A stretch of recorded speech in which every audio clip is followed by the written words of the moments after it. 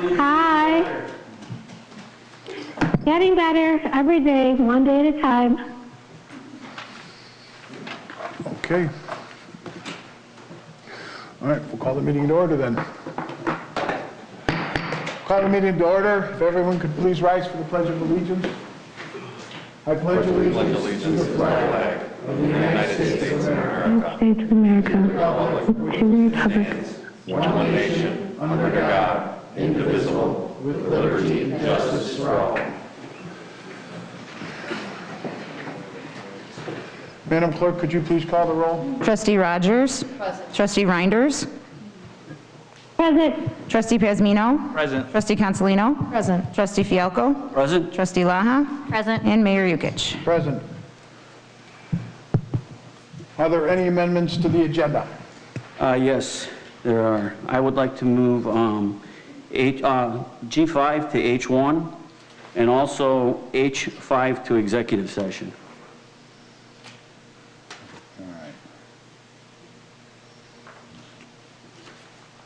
So G5, we're moving.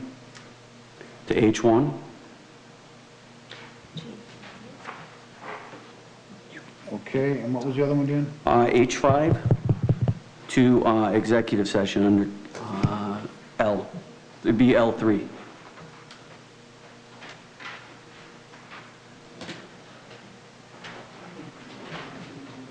It's, yeah. Okay. Thank you, sir. All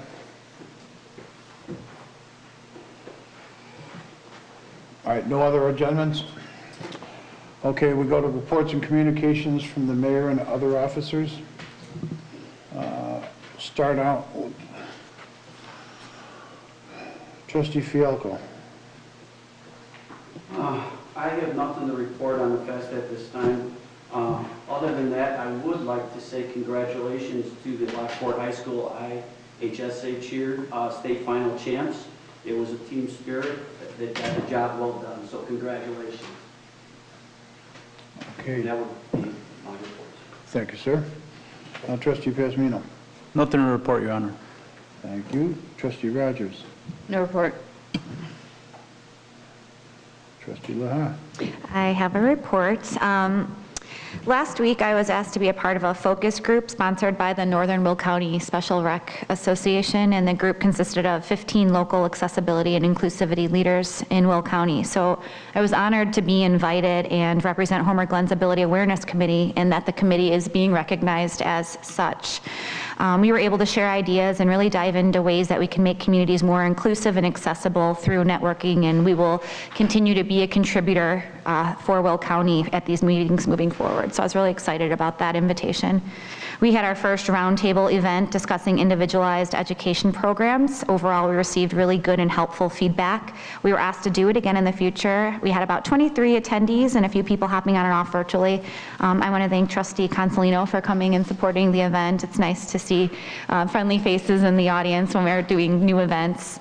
And if you weren't able to attend the IEP meeting, we have the resources as well as the presentation linked to our webpage, so you can kind of take a look. And as a parent kind of going through the journey new myself, there's some really useful and helpful information.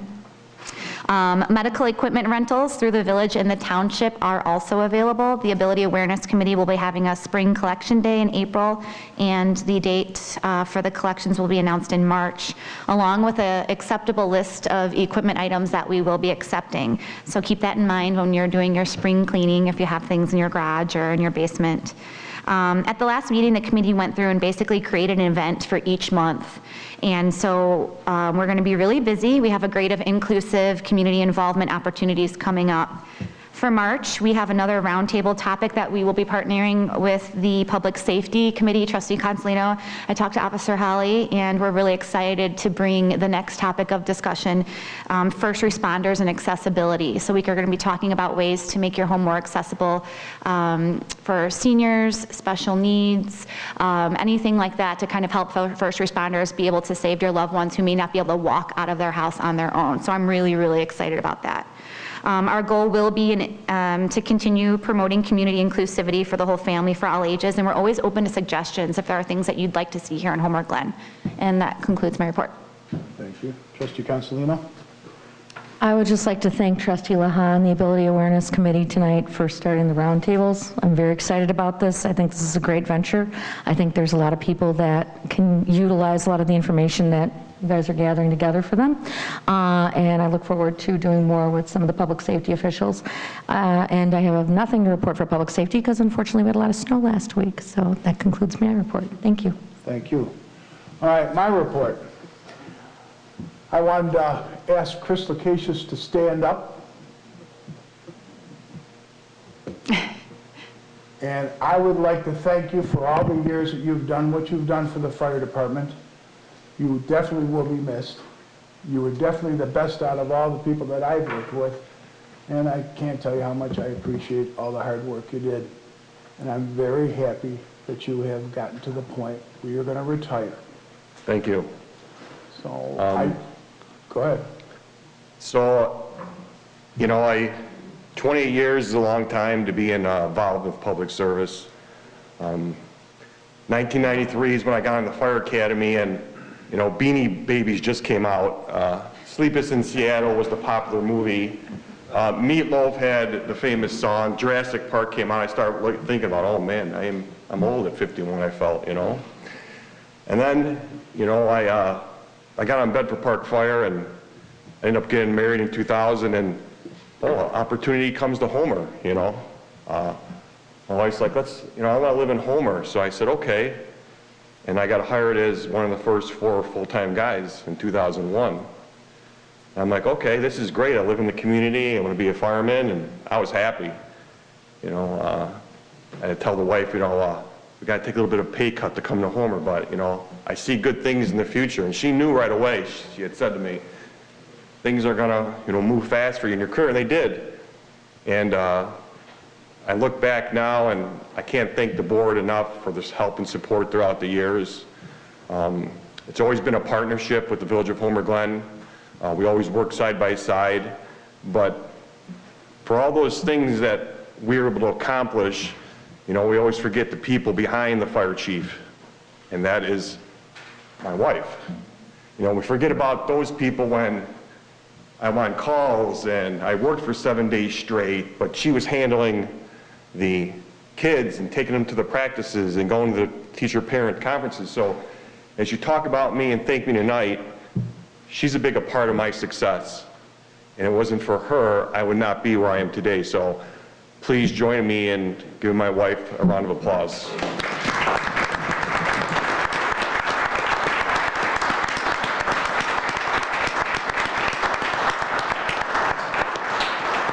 So I thank you. It's with mixed emotions that I do retire on Friday, but I'm looking forward to it. I will tell you real quick, one of the highlights of my career in Homer is, I don't know what for some reason, but when Kmart changed to Sears Essentials, we delivered more babies in that parking lot on the way to Palos Community Hospital, and I'm proud to say I delivered 2 of those babies. And I still keep in touch with them to this day. So once again, I thank you for all of your support throughout the years. I can't say enough about the village and the partnership that the fire district has had. I really, from the bottom of my heart and my family's, I thank each and every one of you. Thank you.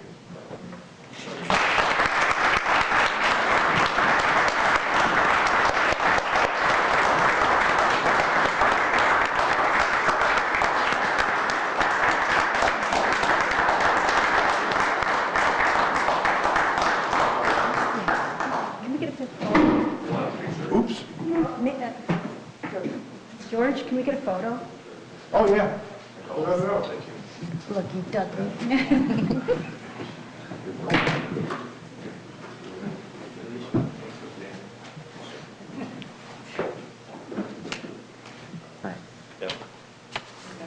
Thank you.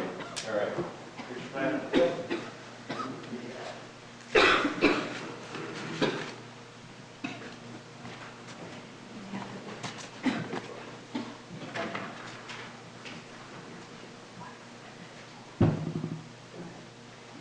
Thank you, and good night, everyone.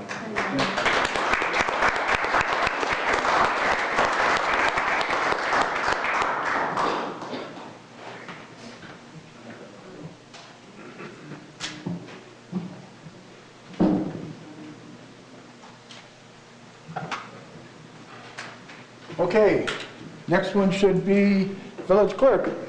Actually, Trustee Reinders, I don't know if she had a report, but I think we skipped her. Rose? No report this evening. Okay, thank you. Happy to hear you're feeling better. You're welcome.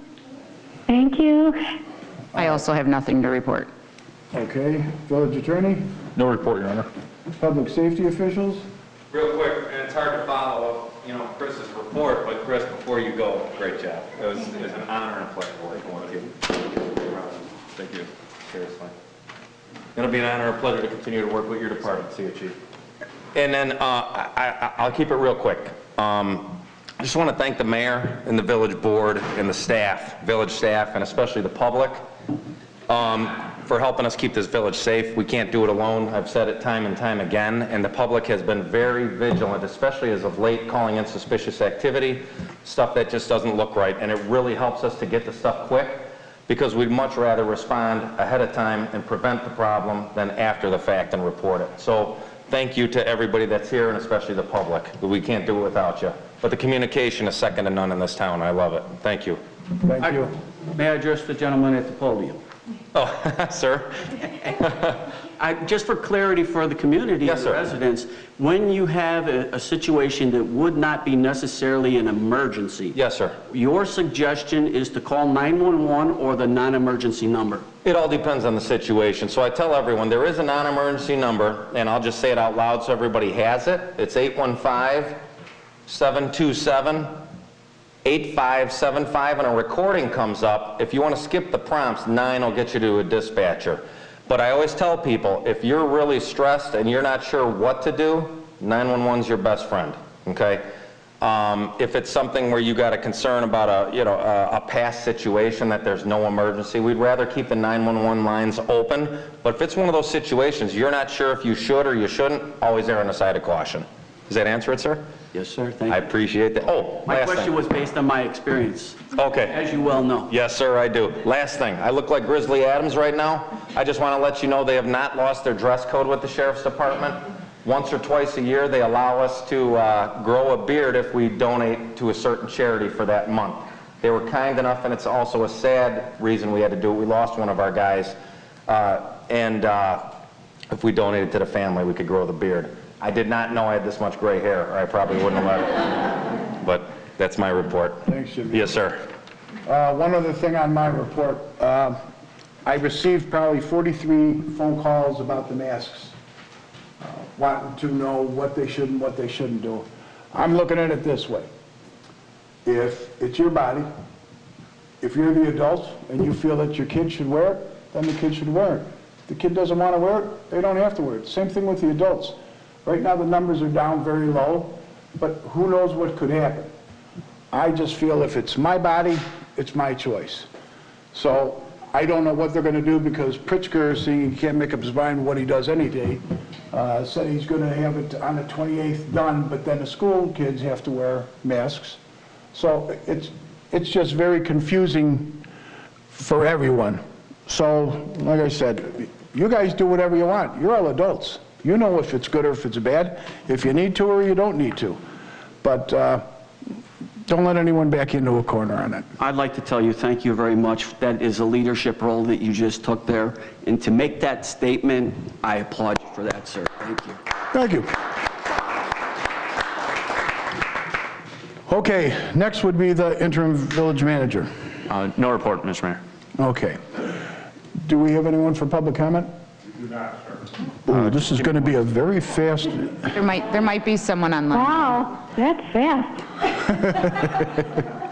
All right, next would be consent agenda. Consider for approval the accounts payable for the period of January 28th, 2022 through February 10th, 2022 in the amount of $294,905.91. 2, consider for approval payment to the Village of Homer Glen's December legal bills from Mahoney, Silverman and Cross, LLC in the amount of $4,426. 3, consider for approval payment of the Village of Homer Glen's December legal bills from Legislative Attorney Odelson, Stirk, Murphy, Frazier, and McGrath, LTD Limited, in the amount of $6,201.25. 4, consider for approval the reduction of the letter of credit for Culver's Development near the northeast corner of 143rd Street and Bell Road. 6, consider a motion to approve Resolution 22-002, the adoption of the Will County All Hazards Mitigation Plan. Now we go to legislation. Oh, that's right. I need a motion. So moved. I will second that. All right, Trustee Consolino and Fialko. Okay, there's no discussion on it. Madam Clerk, please call the roll. Trustee Laha? Aye. Trustee Reinders? Aye. Trustee Rogers? No. Trustee Consolino? Aye. Trustee Fialko? Aye. And Trustee Pazmino? Aye. Okay. So here.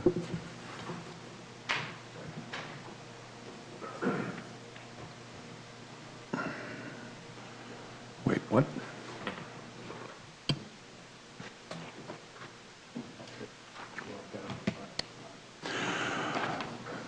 Consider for, we have one other because it's legislative. Sir, the only thing we missed was public comment.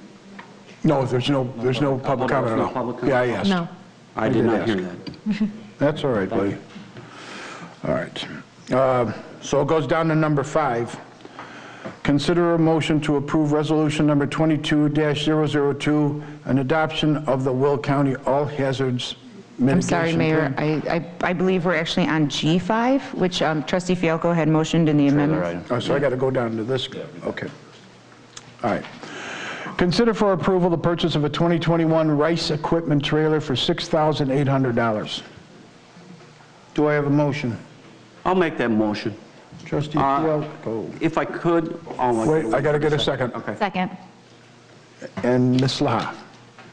Okay, discussion. If I could, the only reason I asked for this to be moved to the regular agenda is to give the rest of the trustees an opportunity to either, just to hear out what the talk was in A&F. And basically, John Robinson said that now that he's got a certain amount of lawnmowers and a certain amount of equipment, that he needed the extra trailer to break up the equipment and the people to do the work. Now, this made sense. This came before us before and we turned it down. But with John in the situation, the way he explained it, made a lot of sense. So I just wanted to make sure that everybody was aware of why this was back on the agenda and what was talked about in A&F. So, Thank you. Thank you, Dan. Is there any other discussion on it? Madam Clerk, could you please call the roll? Trustee Rogers? Aye. Trustee Pazmino? Aye. Trustee Laha? Aye. Trustee Fialko? aye. Trustee Consolino? Aye. And Trustee Reinders? Aye. Motion carries. All right, so now we go back up to 1. Consider for approval the accounts payable for the period of January 28th, 2022. These are, I did 6. Consider for approval ordinance number 22-009, a request for 1, a variance to permit an accessory structure in the front yard where accessory structures are not permitted due to obstruction, and a variance to increase the maximum permitted square footage of accessory structures from 1,800 square feet to 3,240 square feet for certain real property located in R1 Single Family Residential Zoning District at 13740 West Bloomington Trail, Homer Glen, Illinois, HG 2134-V. So moved. Motion. Trustee Fialko? I'll second. Was that Trustee Pazmino? Opposed? Yep. Okay. Pazmino and Jennifer, you were Yes. second? Okay. Discussion?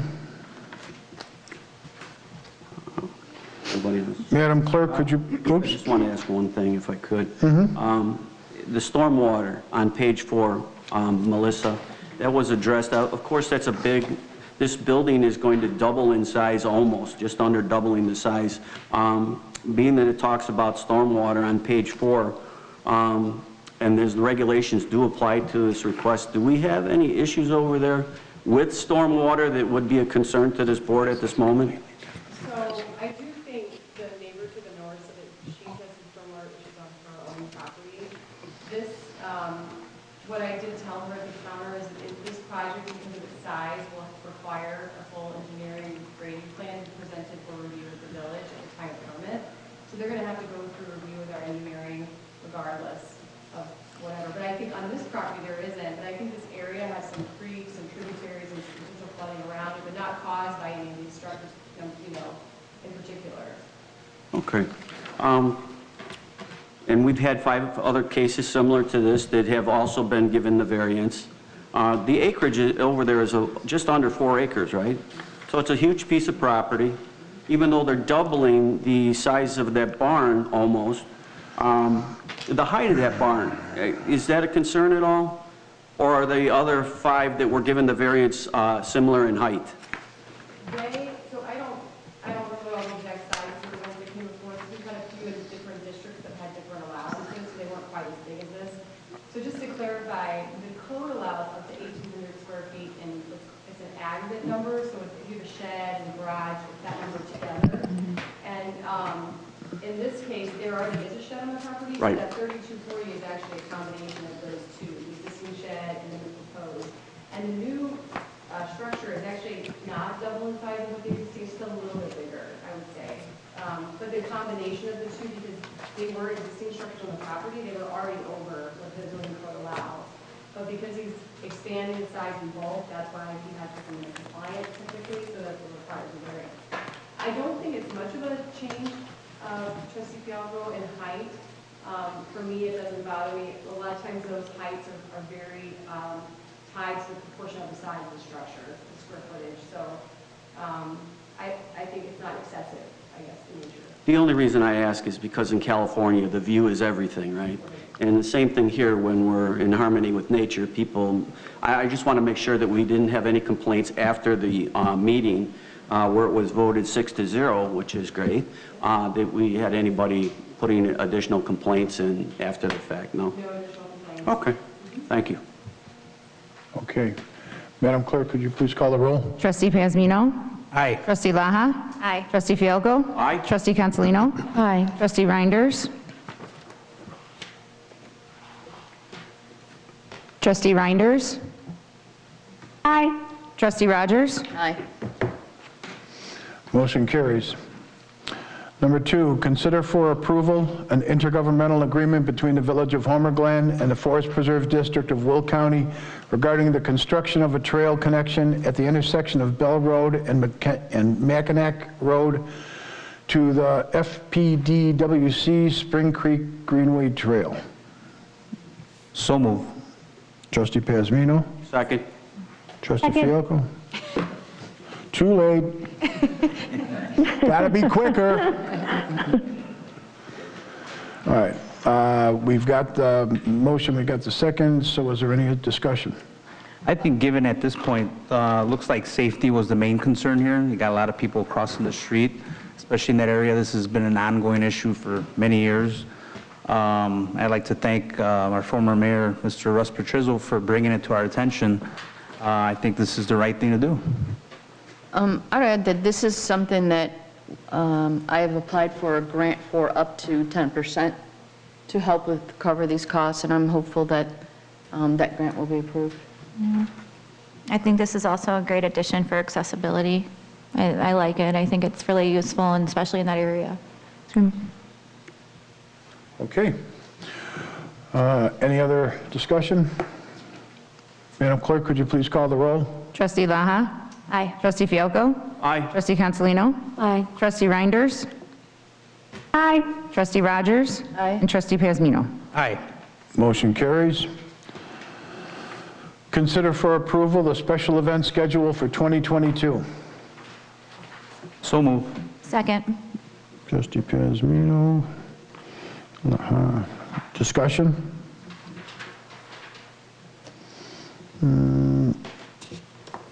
I'll go with okay. Wait, I have one question, I'm sorry. What is the asterisk next to Rustic Vintage Fair?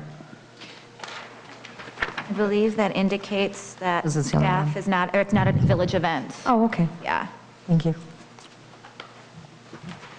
And I only know that because we talked about it at the Parks meeting. Amy, did you want to say anything about the, Sue? Do you want to say anything about the events calendar? I know we had a really great discussion about it. I'm really excited to see a lot of these things back. That were some really popular choices. I know you guys are working really hard with the staff that you have right now and the manpower you have right now. So this is still quite an impressive calendar for the year. Do you want to say anything about it? No, just give us people to man the events. Yeah, absolutely. Thanks, Sue. Okay, Madam Clerk, could you please call the roll? Trustee Fialko? Aye. Trustee Cancelino? Aye. Trustee Reinders? Aye. Trustee Rogers? Aye. Trustee Pazmino? Aye. Trustee Laha? Aye. Motion carries. Number 4, consider for approval the tennis and pickleball recreation program schedule for 2022. So move. Second. Second. Trustee Lewis. Rose, you're not going quick enough. Give it to Rose. You better plant that phone a little closer to you. Okay, you were second.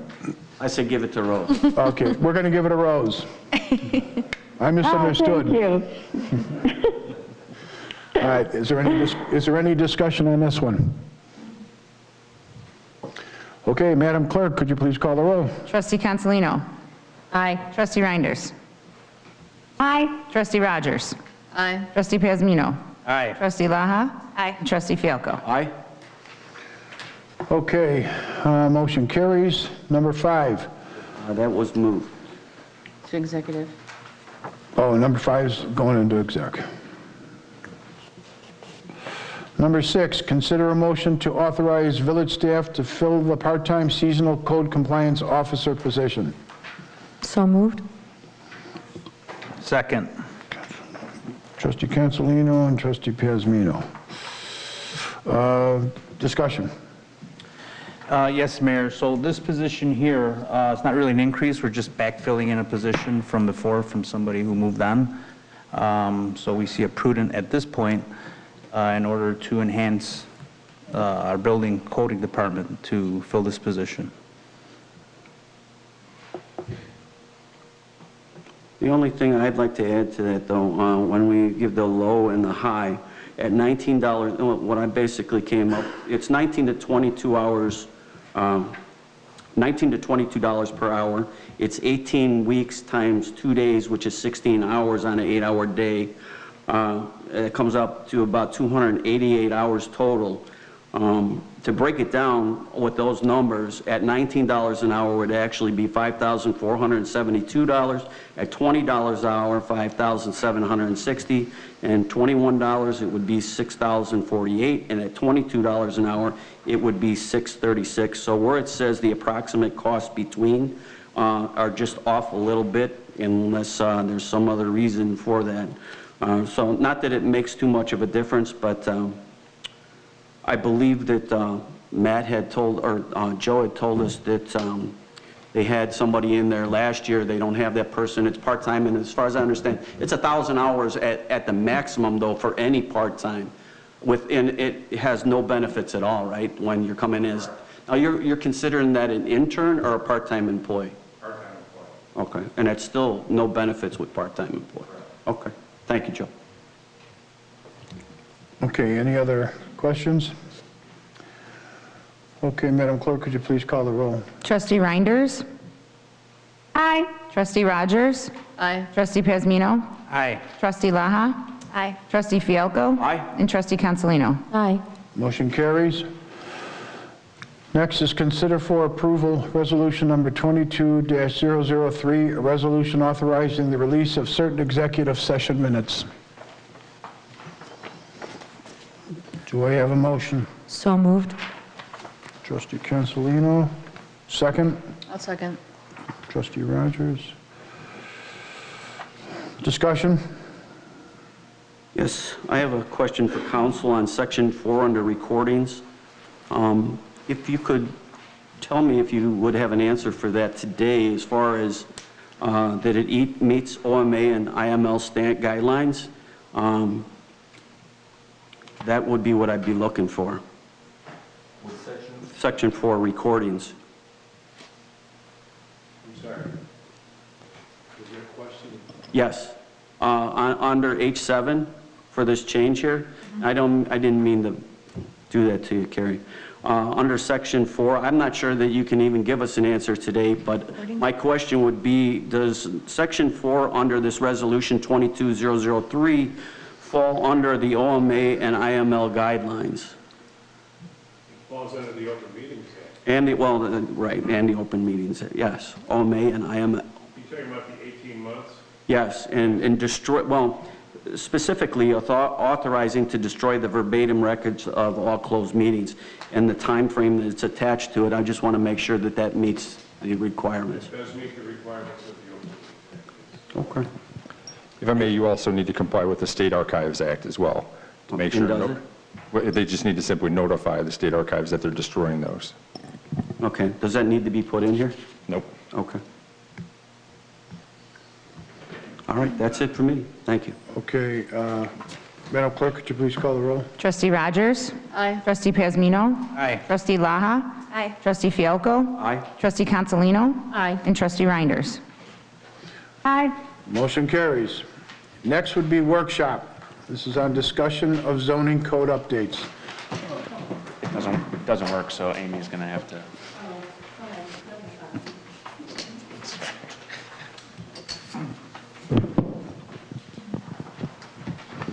Thank you, Mr. Mayor. So I have quite a few slides tonight. I'm going to try to keep it quick-ish, so bear with me. Trustee Rogers, Trustee Pazmino, you guys have been through a workshop like this before. Have the other trustees been through a workshop on zoning code amendments in any capacity? So we do a basic breakdown of kind of a little bit of background on it, what the current code says, and then we do a peer community analysis. That analysis is based on, we have 8 peer communities that were basically approved, I think, in the A&F committee about 2016. So we use this as a guide. They're communities that have similar population, similar size, similar characteristics. So we use those. I'm not going to go into depth on every one of those code breakdowns from those communities, but as we're looking at the slides, if you glance at something, I'll try to make generalizations so that we kind of get the higher picture of what we're seeing around our peer communities, and then what I would recommend for you guys. Is she over?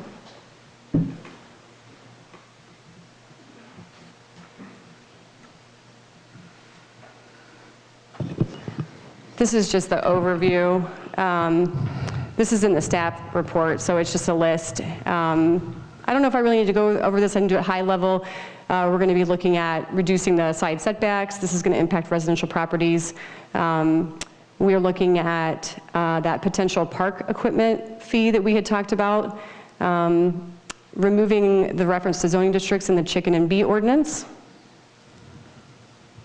allowing retail sale of vape products as a permitted use, allowing outdoor seating for businesses other than restaurants, allowing indoor recreation in P1 as a permitted use, and also storage buildings and outdoor storage. This is really a cleanup, but I just wanted to pass it by you guys. Allow off-street parking for restaurants to be calculated on square footage versus number of seats and number of employees. Whether or not we want to allow electronic signs in the village as part of a ground monument sign, increasing the allowable copy area for manual changeable message boards, allowing full-size, some of these we just saw through variances, so allowing cloud signs, allowing full-size canopy signs on top of a canopy in lieu of a wall sign, allowing letter graphics to be internally illuminated on a dimensional surface sign. I'll show you guys what those look like.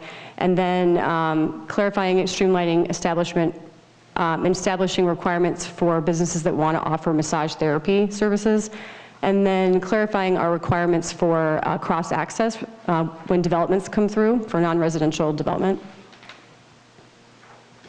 Whether or not we want to restrict air conditioners and pool equipment to certain yard areas, addressing changes in the tree preservation ordinance, whether or not we want to expand And these were a few things that came directly from this board. Establishing some administrative processes. One would be to expand our authorized variance allowances in the code, and then also if we want to establish a procedure for administrative review of minor site plan and minor PUD changes.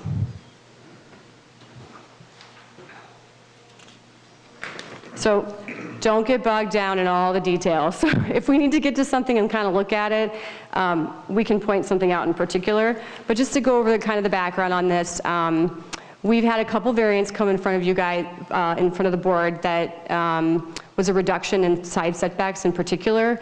In my tenure being here, we've had quite a few, even if we don't see variances come in front of the board, there are a lot of situations where residents are pretty pinched in their backyards.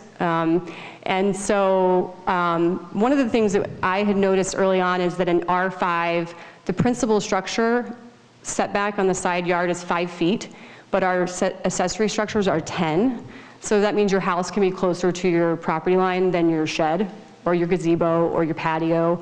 And so really this code has always been on my list to change so that they just align so that they can, that's just a minimum 5. So the question tonight before you is whether or not we want to extend that allowance to potentially R3 and R4. And so what I did was just pull kind of our communities, and you can see there's a big mix of setbacks, but there are quite a few communities that allow 3 foot, 5 foot, 5 foot. You know, Mokina, Lockport has 3 foot side setbacks, Romeoville 5 foot, Lyle 5 foot. And I do think that some of these Mokinas, they match the principal structure, so that one's kind of consistent. So I'm not sure, for my recommendation, I think that I just would not go further than R3 because the R2, R1, E1, E2, those more rural districts have, you just don't want to start creating a situation where you have a lot of structure, you know, near the property lines. So I guess that's the gist of that. Are there any comments? You can. So in the past, we have come here, so this process really is like a high-level overview of whether or not the board thinks that they're interested in staff moving forward to look at code, potential code updates, and then we go to public hearing for the zoning code changes. If we want to do this in a 2-step process, that's fine too. We just haven't in the past done that. We've come through here and we've had these workshops and discussed these items, and then Is everybody comfortable with kind of doing you're looking for like a poll then from everyone? I'm open to I think we don't have a rigid process for this, so I can present. Rose, see this though? That's. I have a few copies here, if you'd like. Can you not see on the screen? No, I can see it. Okay. Well, today was more of just to let us know what's going on, and then we could get back to you with feedback. So no decisions obviously are going to be made today, right? Right, just workshop, okay. Because we may have some additions to this, Right. besides maybe changing it. I'd also like to make sure I do my research too. Yeah, As well as seek feedback from the staff. exactly. Okay. Okay. Second step, 2-step process then. I almost sound more comfortable with the 2-step process. I think that's fine. So we can do, I can do presentation, I'll keep it very high level. If you guys want to ask questions while I'm presenting, that's fine. And then if you can give me, maybe we can take a month or 3 weeks, I don't know what you guys think. And then maybe in March we come back, or would I come back to board for feedback, or? I could, next meeting? Next meeting? The next meeting? Yeah, and we'll give you the feedback on. Does that work for you? I'll be here, right? That's the. Rose, are you okay with that? That would be February 23rd. Yeah, I'm fine with that. You don't think it's a lot to cover for the next meeting? I mean, this is like really intense stuff. Can we make a light agenda for the This next is meeting? just one slide of like 27 slides. So, I don't mind if we do this. It's a lot of information. I understand that. So I would recommend that we take a little bit more time. So if we want to come I back, agree. first meeting of March. March That better? 9th. Like it? Yeah. March 9th. Because I would like to, yeah, and I'm sure, you know, other board members would like to get feedback from, you know, from yourself and people in your department, as well as, you know, Joe Babers of the world, and Sure. a lot of stuff here. I would just add that although it's intimidating, there's a lot of information here. A lot of these subjects are kind of things that You've already seen. has been kind of directed from the board in the past, or things that are kind of more. Oh, yeah. Sorry. Kind of housekeeping changes to make it align with other sections of the code. So it might look really intimidating, but a lot of these things, I think, if you're comfortable, obviously it's up to the board and sharing some direction, because it's going to be a multiple step process, because these changes are going to have to go before the board for formal adoption in the future. Well, it does seem like a lot of these things are things that have been passed, not only from the past board, but even prior boards. Everybody just kind of kicks the can down the line. Yeah, I understand that. These are probably left over from Will County. Right. Yeah, and I would think that with this, and even the last time, I think we did our last code update at the public hearing, we did 2 plan commission meetings, I'm pretty sure, if I remember correctly.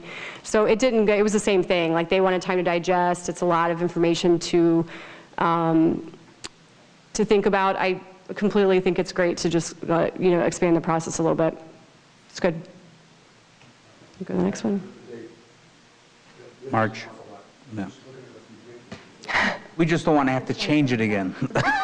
But I got to remember, a lot of these are ones that we've kind of talked about a smidge here and there, correct? Sure. So that's kind of why I'm not as intimidated. These are things that have been kind of flooding around between us, between staff, so yeah, I'm a little less intimidated, I guess.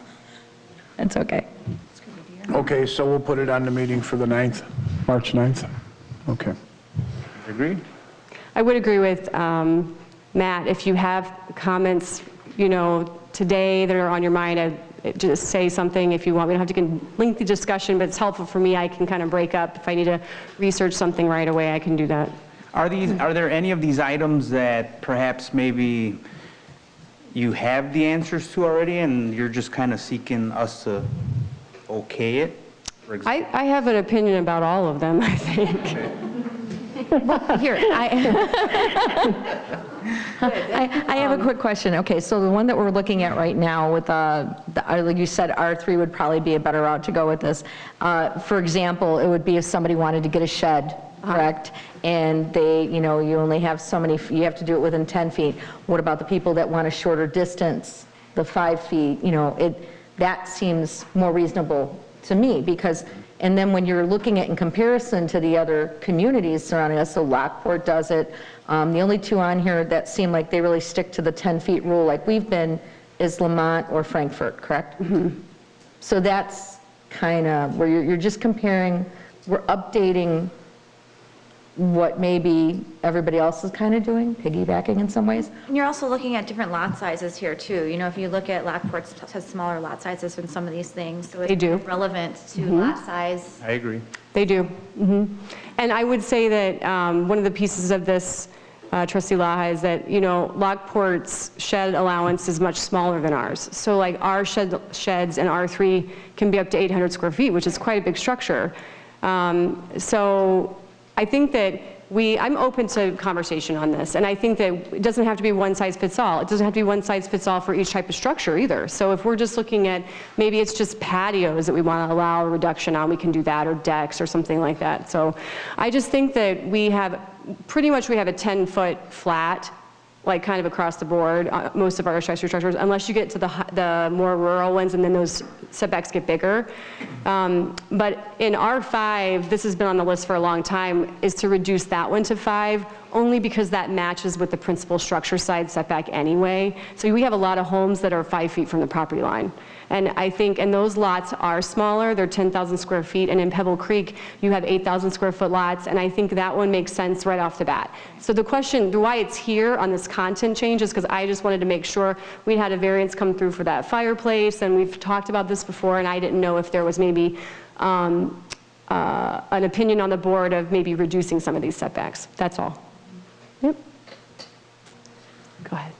Okay. Next.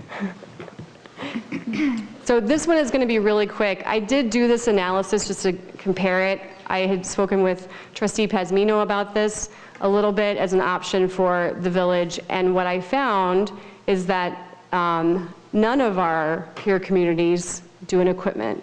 Orland Park is the only one. So, and actually Orland's is interesting. They do 7 acres per 1,000 for each, and then, which is cumulatively more, but then they only charge 40% because they assume that 60% which is in their park plan, for community parks is coming from a different revenue source. So I don't know if you guys still want to look at this in detail. I can send you the copy of this and you can still look at the information. If you have questions, we can revisit it. But I would suggest that we don't, I think it would be too much of we'd be too much of an outlier here with our peer communities. Well, in the last development, namely the one on 143rd, that was an option that they were willing to go with, and I'm speaking of the developer. So this isn't so far-fetched. And instead of being a trailblazer, I'd like to be a pioneer in these types of actions in this area. Orland can do it, and this is not something that, is frowned upon. Nobody's complained about it. And I would think a developer can get way better pricing than, us, because they do so many of them. They do. So, just my thought. Few of us have discussed it before. This would not be them putting equipment in, though, Trustee Pismino. It would be them paying a fee for equipment. Funding or otherwise. Fine, too. And actually, I did notice we have the highest acre per population in our code, so that's we are a pioneer in that area. I think you'd like a button that says that, right? This is so we have some history here. There was a resident that was given a violation from the village. She's existing chickens on her property, and in the chicken and bee ordinance that was passed by the village, she basically, if there were a complaint came in and it was valid, if you will, they had 6 months to take them off their property. She's in R3, which in that area, they're currently prohibited by zoning code. The ordinance did grant about 6 months of time for those to be removed off the property. So she reached out, I believe, to trustees, and then I've received a letter, and then I think I have a copy of a survey that she had put out with a bunch of the residents that support this. And she's basically asking that that she be allowed to keep her chickens. So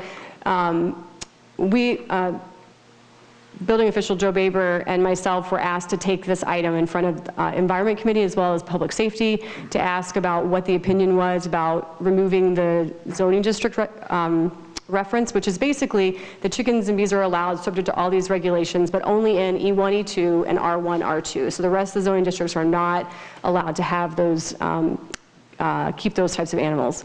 So basically what's being asked is for those zoning districts to come off, and the rest of the setbacks and all the other regulations stay. And both committees, did your committee recommend with consensus, and the Environment Committee also with unanimous vote to support this? So I do know that there was heavy discussion. This ordinance was highly, I don't know if controversial is the word, but there was a long process before it was adopted. I guess this one's up for discussion. I also would say that this has a little bit of a time restriction as far as with any violations with our current property owner, and how that would affect her. But so I don't know. We can always pull things off if we want us to take, ordinances through separately, if there is support. So are there any comments on this? Sitting on both committees that were supportive, extending this and looking at changing the zoning, there were only a few complaints, correct, about the bees? Yeah, that was what they talked about in the Environment Committee. And that was Environment Committee. It didn't come to Public Safety. So, but it also looks like we're trailblazers when it comes to this. When you're looking at all the other communities, we really are one of the few ones offering both. So I do kind of like that that's an option with our rural community. Anybody else? Why was, since you know the history of this, why was this ordinance originally instated? Do we know? Because we had gotten... Because it was one way, and then it was switched. Initially, we had no regulations in regards to chickens and bees, keeping chickens and bees other than on agricultural properties. Okay. And that's why, because of the popularity of chickens and bees on residential properties, we were asked to look at some regulations to have in place. I'm fine with your recommendation on this one. Is the setback requirements and the nuisance portions of it, and not necessarily the zoning of it. These properties that Melissa talked about their properties are big enough to have, meet all the setback requirements, but because of their zoning, they're prohibited to do so. I agree with Beth. I mean, that would be I recommend what you're both the committee. Thank you both. Yeah, I think that's. You ever tried to separate the chickens from the bees? We Because did. I can see the chicken issue. The bees kind of, I mean, they don't really bother anybody unless you're bothering them. And they for communities and for the pollinators out there and everybody who has a big concern for the bees, I would just think that it would be two separate issues, honestly. We did have a number of residents that came out with concerns regarding bees because they're allergic or phobias or And then to whatever. be taken care of. Right, but the ordinance doesn't change, technically, it's changing footage, it's not saying they can't do it. So you're changing footage, so whether they're allergic to bees or not, I mean, it's still there. This was an ordinance that took about 3 years to Yeah. develop. With a lot of I got it. public input, and this is kind of the middle ground. We found that the setbacks and the nuisance portion was the primary concern. Who checks up on these facilities, the chicken houses and the bee hives, to make sure that they're being taken care of properly and maintained properly? Because I think that's important too. That would be on a complaint Okay, situation. that would be, We had they were, yeah, limitations getting out of control. on private property. Right. Because what's coming to mind now is obviously not the chickens and the bees, but the goats and the wildlife that we have with another. So that's what's coming to mind, is who regulates how many, someone checking in. So we do have Okay. there's a table in the code that tells you how many goats you can have. Okay, yeah. That's restricted to ag properties. I just mean who keeps track? So I think that's the same thing, it's complaint driven. Yeah, so if we were to get a complaint that, they were in the street or in their neighbor's yard, I think Casey would go out, correct, or Joe? And we've seen more and more exotic pets pop up as well, which is kind of a separate issue. Right. I think it's just like anything else, even if you have dogs or cats, you got to take care of your pets. You got to take care of the things that you're raising in your backyard. And that's why there should be an ordinance. So, I mean, it's just, a matter of, for me, the space and the square footage. I think that should be the prevailing marker, And if somebody's not taking care of the bees, the chickens, the dogs, or whatever you have in your backyard, you'll know about it. Correct. I will specify that there isn't an acreage or size threshold currently in the code. Because it was restricted to E1, E2, R1, R2, I think the idea was that most of those properties are at least a minimum of an acre. I'm guessing that's probably why. R2 is a minimum acre, but not all the properties in R2 are an acre, just so you know. Some of them are smaller. But I mean, that's something that if we were to lose this, I think we need to have that conversation. Keep moving. Melissa, can I ask a question? Yes. My question is that these residential districts, do they butt right up against each other? Because I had gotten a call from this woman as well, and she had said to me that even though she was in a different, like an R2 or R3, there were people that were another district that were butt up against her and were allowed to have the chickens and the bees. They are. So Trustee Reiners, we have quite, especially in the northwest part of Homer Glen, there's kind of a hodgepodge of zoning. So yeah, I definitely think we'll have E1 next to R2, next to A1, next to, R4, and there's no rhyme or reason. And in fact, her neighborhood, there's property that's a minimum 20,000 square foot lot, half acre, and there's properties along the north side that are 3 acres. So there's some pretty unique neighborhoods, I think, in Homer Glen they're just different than normal traditional subdivisions. Okay. Okay, thanks. Okay, so allowing retail sale of vape products as a permitted use in C1 through C4. So the history on this is that our code, oddly, in the smoke shop definition, includes the word vapor, but then separately calls vape shops out on the land use table. So, and the land use table, vape is not allowed, it's only a special use in one of the C districts. And then smoke shop is retail only, not consumption. And the smoke shop is a permitted use in C1 through C4. So, but what we have come to understand is that the vape products are being sold in all of the tobacco shops, pretty much. And so we are trying, I guess we're trying to figure out a way to do that, you know, do we have all those businesses come in for special use permits? Do we have an opinion on this? I think when this first came about, vape was very controversial, and I don't know, this I don't have an opinion on, this part of it. I think that I'm looking to the board for their opinion and their feelings about the retail sale of vape in the village and how you would like us to proceed, because those are pretty much the options. If we were to maybe open this up to C1 through C4 for vape, because there are a number of shops that are selling this that are in those districts. They're not just in, I think it's just C3.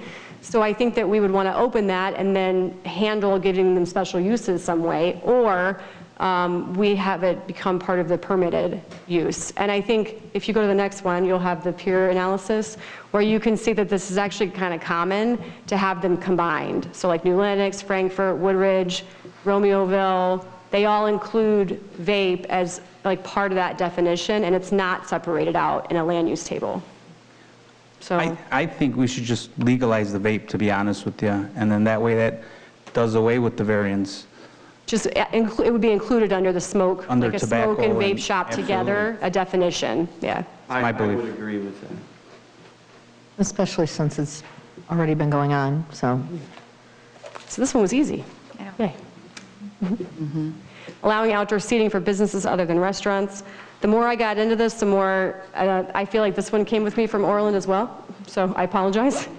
So in Orland, we have there's outdoor dining or outdoor seating generally, and any business that would like to have an outdoor area that's for seating can come in and apply for that permit, that special use permit. It is still a special use permit, it's not permitted. But then as I looked through my peer community analysis, so right now our code, let me back up, our code, basically you have to have a permitted restaurant in order to apply for an outdoor seating. It's an outdoor dining permit, basically. And my thought was, there was one business that had come to mind, and I'm forgetting what that was, but recently I've been thinking about indoor rec uses that might want to have outdoor seating areas, or a banquet facility that's not really classified as a restaurant. I don't know if there's a whole lot more than this, and I think we could look at these as patio areas, but I think if we have public sitting in outdoor spaces on, you know, that I think it creates a different situation. So I'm not sure what you guys feel about this. Most of our peer communities define it like we do. They're only affiliated with a restaurant. I was just going to say, what in the past, what kind of businesses have asked for this? Restaurants. Just the restaurants? Okay. And then I don't know historically, Trustee Laha, if there are any areas that we've allowed decks or patios to be built outside of restaurants that are outside of businesses that aren't restaurants that are just being used for, I don't know. Right. Just outdoor spaces. And then, which brings to my next point then, are they still held to the same accessibility standards?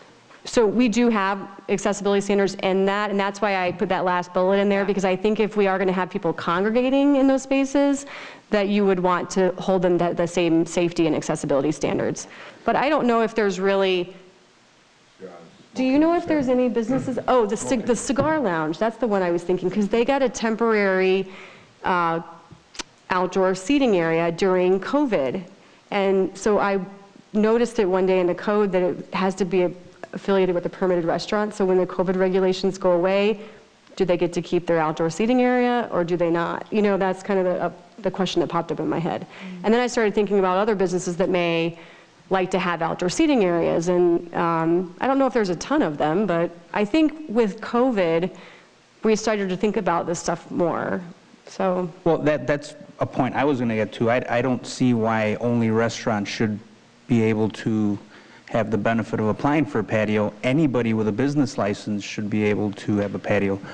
One of the main reasons is when the COVID happened, you know, a lot of people couldn't sit inside. You had to have a certain amount of people inside. Well, go outside, sit down, relax, go on your phone. So for me to make that less restrictive, I think would be a great idea for everybody. Yeah. Anybody I was with a a little license. conflicted because I started getting our peer analysis and everybody had an affiliate with a restaurant and I didn't know what to say. So, but I agree with you, Trustee Pazmino. I think that there could be instances that we would want to support this. So. Yeah, I think the only issue that you might run into is, like I was discussing with Nicole, is controlling it. You know, if all of a sudden the, you know, a realtor wants to say, well, let's just have a little outside area where our staff can go and sit outside. It could turn into where all of a sudden there, even if it's one chair sitting on the sidewalk, now it becomes an ADA issue. Or, you know, we have strip centers. If all of a sudden the, you know, like I said, the dentist wants to say, oh, well, I want an area out back where my employees can sit and have lunch, and now all of a sudden we have picnic table beds. So it has to just make sure that it is still within the code, and whether it's a restaurant or not, as long as it's within our code and it has that room, and we don't have the issue where a car could pull up and hit people or things like that. So I do think that's important. So our current code, we just changed this. I don't know if you remember that. We went from having all of them being special use permits to if they're 9 and under, it's administrative. And sorry, I said earlier that it was all special use still, but we did change that to the 9 and under being administrative. So we would want to maybe look at that if we were going to open it up to all businesses. I don't know. What I would add to that, did you have? Go ahead. In addition to what Trustee Rogers said, with COVID being around, and we don't know how long those laws and the things that affect everybody with those laws will be around, but to take into consideration, let's say those laws did go somewhat away, the parking lots that are, some restaurants, some businesses are using parking lots, some are not, some are using the sidewalk. So the difference between the two, and those parking lots a lot of times don't belong to the person who owns the business. It belongs to the people who own the strip mall and then the shoppers that would be parking there. So I just want to make sure that we're making sure that when we dissect this, that we're knowing the difference between the two, whether we're going to allow it to be on a sidewalk and with the permission of the strip mall owner. It could be an individual building and then that person owns that property. So there's a lot of variables that we need to take into consideration, and that's all I'm saying. And for most of the restaurants that I see, except for Ruby Agave, of course, they have their additional seating patio has been in the parking lots with cement barriers around it or whatever that it may be. Yeah, that's what Tavern and the Glen did. They put theirs over to the side. Tavern and the Glen. They did theirs in the parking lot over to the side. Yes, they did that also. But again, when we break this down and all the other rules go away for COVID and things kind of go back to normal, we want to make sure that the code is built around knowing who owns what when they apply for that seating area. Well, just to clarify though, there would be obviously two situations. There would be a permanent situation where obviously you have to follow certain standards, certain rules, just like anything else. And then there would be emergency situations like what we've just had. Correct. Where you would get permission from your landlord, because of course if you're renting in your business, you can't just put up a tent anywhere you want. You have to get certain authorization, and then you could take certain pieces of parcels, right? But I think that obviously you would look into that, and you're going to do a great job looking into that, in which you have different options. So we require that as part of the permit. Right, I'm sure, exactly. I just wanted to clarify it. Yeah, correct. Yep. No, I think it's going to be a very complicated ordinance, but I think it's very forward thinking, and because we never thought that we would be utilizing spaces that we are because of COVID, I think, who knows, there might be other things down the line, good things, hopefully, not pandemics, but that we could piggyback off on this. I think this is a very good idea to look at, but I know it's going to be a lot of work on you guys. This is the one I was saying is a little bit of a cleanup. I happened to notice one day that we don't allow outdoor storage permits to be applied for in P1. So I'm pretty sure that's our institutional and government buildings section of the code. Also storage is under here. That's an interior thing. So if we had any buildings that we were using for storage, not just the village, but any other government entities that have buildings. So that would be a cleanup. And then it's not highlighted on the screen, but I believe that indoor rec was also one of those things. So I think being forward-thinking, if we ever thought we might have a civic building or something like that that offered some kind of indoor rec, I think that we would want to have that in P1 as well. This is mostly cleanup, but I just wanted to make sure that everybody was okay with that. Any comment? Yes. Okay. Next. This is something that's been on our list for a very long time. Currently, we do seating for restaurants based on seats and a number of employees at the highest time or whatever, I can't remember what it says, work shift with the largest number of employees. So there are recommendations. I would say looking at the peer community analysis, you're going to see what I've seen in the industry, which is that most places do it by square footage. The concerns that I have, and I think Joe could even speak to this too, those types of doing parking based on seating is really not, it's complicated, it's time consuming for the new businesses that are moving in, for staff, and then it also can be easily manipulated. So somebody could tell you that they're going to have 10 seats and then all of a sudden they have 15. So it really doesn't matter. Like at the end of the day, I think it's defensible in its idea that there's not that many people that are sitting in there, and so you quantify it to the parking.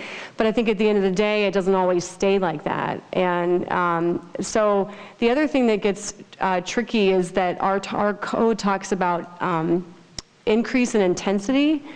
So if you have an increase in intensity from one tenant to the next, so say there was an office and then a restaurant moves in, the restaurant draws more parking. So then all of a sudden, if your parking lot is already maxed out with parking allowance, then you have to go back and ask this new tenant, a new restaurant owner, to put in 5 new parking spaces. And so with this, you would lose that. And not saying that well, actually you wouldn't lose that in that situation. That's kind of a different one. But if it was like a restaurant to a restaurant and they were increasing seating, I guess that would be the instance that you would see that. So in those situations, you could have a restaurant that moves out, another one moves in, and so long as there's not an increase in, it's just the square footage, then we wouldn't have any issue with the parking. So the recommendations are, what we see with other communities is anywhere between 100 and 200 square feet per gross floor area. And if you go to the next one, you can see the breakdown. We did like a little analysis. So this is a little old, so I wasn't sure if Cervantino's is even open anymore, because I didn't remember them. I couldn't find them. They haven't been open for a while. They never opened. They were on a spreadsheet that we had run out a couple of years ago. Yeah. So this kind of shows you, based on some seating numbers that we had on these businesses, that's projected on that last column, and that's that base number per seats plus the number for employees. And then you have the breakout of what that would be for 100 square feet and 200 square feet, just so you can kind of see a comparison of what would be required for parking. So I don't know if anybody has any comments on this. Different ways. Obviously, the more parking you have, the more customers you can have there. If you go into Chicago on Randolph Street, there's no parking at all, but people find a place. Yeah. I mean, so there's 2 ways to look at it. Either people will find a way to get there, or you could put, I'd like the restaurant owners that we know to have a big input Why, thank you, Dan. to actually give us some guidance on that. So I see it 2 different ways, but obviously the restaurant owners would be the ones that would know best. I actually love what he just said, because at the end of the day, for example, I had a situation, not me, but there was a situation in which there was a very popular brewery that actually ended up in Lockport because of the fact that we wouldn't approve them to be next door to Ruby Agave, because of the fact that parking was an issue. Yeah. To me, if you want to go somewhere, and it happened to me on 159th Street, they blocked my driveway when they were building up and down 159th. They blocked my driveway. I still had a packed house on a Friday and a Saturday because people found parking to get to me. So I think that I've always been, of course, it is what it is. We understand that. But I've always been very weary of this formula because I think it could push great businesses away. People will find parking, and if they don't go to you today, they'll come to you tomorrow. Yeah. So I think if you have to have something, square footage is the way to go. it'll just make it just better for businesses to come in, new businesses. I will add to that, Trustee Fezmino, that I think that a couple other things that we could address, they're not in this stuff tonight, but that intensity of parking, whether or not we want to maybe even add some authorized variances that we're talking about later in this that could allow staff to look at this on an administrative level when businesses are coming in, because sometimes when you put, even if you offer them an option to come in front of the board, they may still walk because it's just too difficult. That's red tape to them. It's money, it's time. They want to open up right now. And so I don't know if you're open to that. We can also look at that in the future. That would be a way to also help that. One thing that people forget also, since we're building sidewalks and connecting trails, you get people from surrounding subdivisions that could just walk to your restaurant. Yeah. So it doesn't mean, they have to take their car, they could just take a stroll. And that increases our walkability score. There you go. Trustee Reinders, do you have anything to add, hon? Rosie? She's checked out already. Sorry, I didn't hear. Oh, there you go. Do you have an opinion, hon? The one thing I would like to say about this is that, and I went through this situation when I was down in Founders Crossing. We had Taza, and we had Pepe's, and we had Pelican Harry's, and plus we had the gym, and there was never enough parking. People were parking everywhere. The back, the sidewalks, that back road that surrounded Founders Crossing there. It was very, very difficult, and it actually, it came to blows with myself and Pelican Harry's and Pepe's, because everybody was fighting for parking, and it was just not a good situation. Mm-hmm. Restaurants do draw a lot of. One thing that happens, Trustee Reinders, is that sometimes, and I'm not sure what the breakdown of land use was on Founders Crossing's PUD originally, but sometimes when PUDs come in, they'll show you square footages of certain land uses, right? It'll say, we're going to do 4,000 square feet of office, 3,000 square feet of restaurant, and a big gym. And then over time, they all become restaurants. And without, especially in the early years as a village, we didn't have a lot of staff, and there may not have been a lot of oversight on those types of things. And it just happens over time. You get a lot of uses in, and they've been approved, and it just is what it is. And as long as they're in there, they can continue to churn that same land use can continue to move in. And so I do think that probably happened over there as a long term. It may not have started out as all restaurants, but at some point it became that way. And that parking lot probably wasn't designed to handle all of that. It definitely was not. Yeah. I would just like to add to that. I would hate to see us lose a business. I would rather have a business than an empty storefront that's got soap on the windows. Yeah. So we're going to have to find the fine line here where we make kind of everybody happy, and that isn't always the case. But I would rather see, like the brewery, they could have moved in because of that issue. I don't know what could have been done at that time, but it's sad that we lost the business in Homer Glen, and now I don't know if the storefront is still empty or not, but I prefer a filled building than an empty storefront in any case. It's beneficial to the village, it's beneficial to the strip mall in bringing in other customers for the other businesses, and I just think that should be taken into consideration here. And there's nothing wrong with a packed parking lot. To me, that's a great problem to have. So there's a couple of things. There are trends that some of the parking allowances that were created in early zoning codes were pretty aggressive, and that right now we're seeing that it just isn't as necessary, that there were kind of gross overestimations for what was needed. And then there's also what Trustee Fezmino said, is that there's a draw to a full parking lot, and I think that's a known statistic, that if there's an empty parking lot, that it doesn't. There's something about the way we act as humans that we're not attracted to that, but when it's full, we know that there is something active and exciting and successful happening there. That's right. So, next. So, this is whether or not we would like to allow electronic message centers, signs. They're called a number of different things.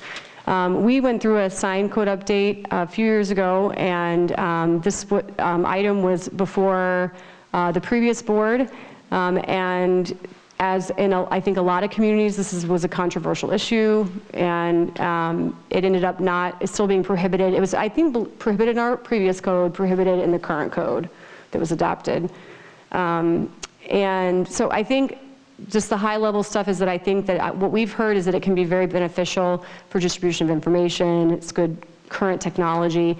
And then from a code enforcement standpoint, from the village's perspective, there's always been concern about lighting intensity, controlling lighting intensity, movement flashing, and it being a roadway distraction. So I think those are the things that we're like kind of concerned with. And then I know that one of the other topics that came up, I think in front of this board, was whether or not we could do it just in P1, you know, for government entities. So I think that I actually would ask our attorneys, I don't know if there's necessarily, if it's, not that it's not legal, but I think that there's just a perception that, you know, I think the business communities, I know in Orland when they changed the sign code, that the chamber came out when they were trying to restrict it to just a government zoning district. So I think it's more a perception issue, so I think that we could talk about that as well.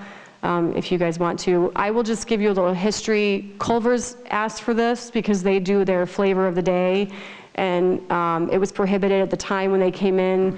The previous trustees were in place when they first came in, so we just followed suit with what had happened with the sign code and told them no. First American Bank has previously asked. Crosstown Realtors has recently asked us about this. They would like to have one.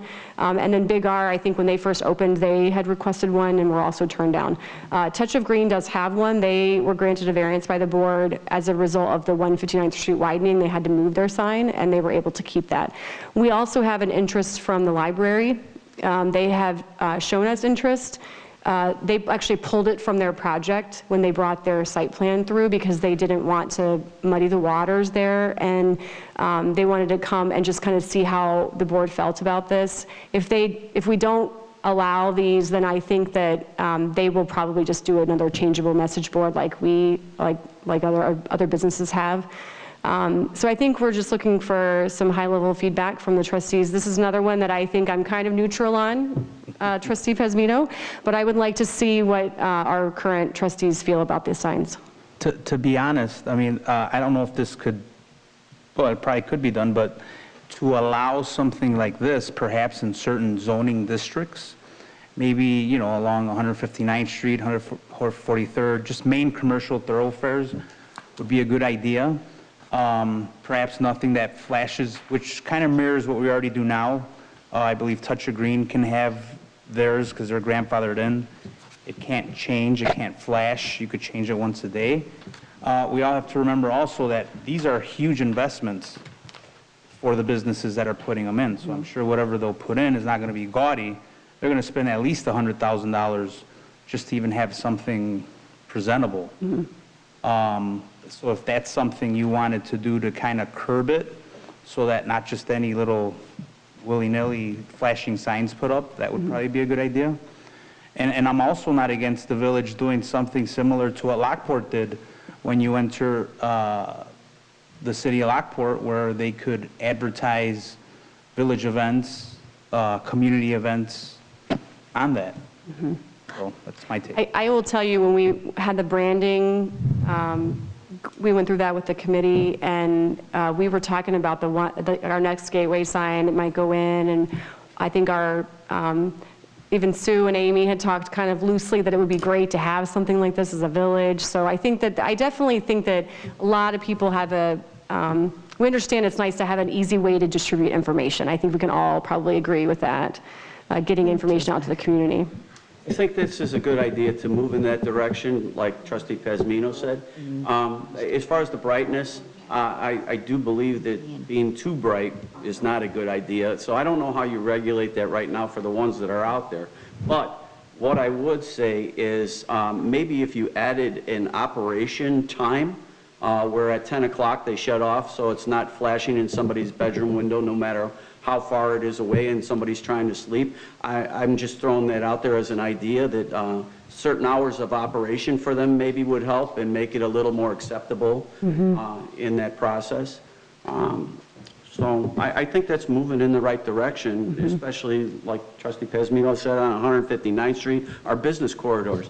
And this also saves business time and money because now it's changed on the keyboard or on your phone. You don't have to go out there and change messages by hand. So it's helping the business in a couple different ways, and that investment is a huge investment, not just in that business, but in this community. So. Melissa and Joe, how difficult is it to enforce the digital signs? I would say very. Please, yeah, be honest. Yeah, because like Trustee Falco just said, I mean, people can change them on their phones now with technology, so it's hard to monitor that all the time. Yeah. Well, the And monitoring content. would be, oh, I'm sorry, did you? No, I'm sorry, but it's a couple things though too, because it's content, it's not just the lighting, there's a lot, and it's just a few of you guys over there. It's something that's almost like 24/7 that has to be monitored in some fashion, correct? So that's something that has to be taken into consideration as well, because people are going to do what people do. I think, I think that this is such a large item that's been discussed since the beginning of time, since the beginning of the village, that it's something that has to be pulled out and discussed separately on its own, because there are pros and cons that kind of outweigh each other. So I think it's something, considering we're only on 8 of 27, it's probably something we talk about. Agreed.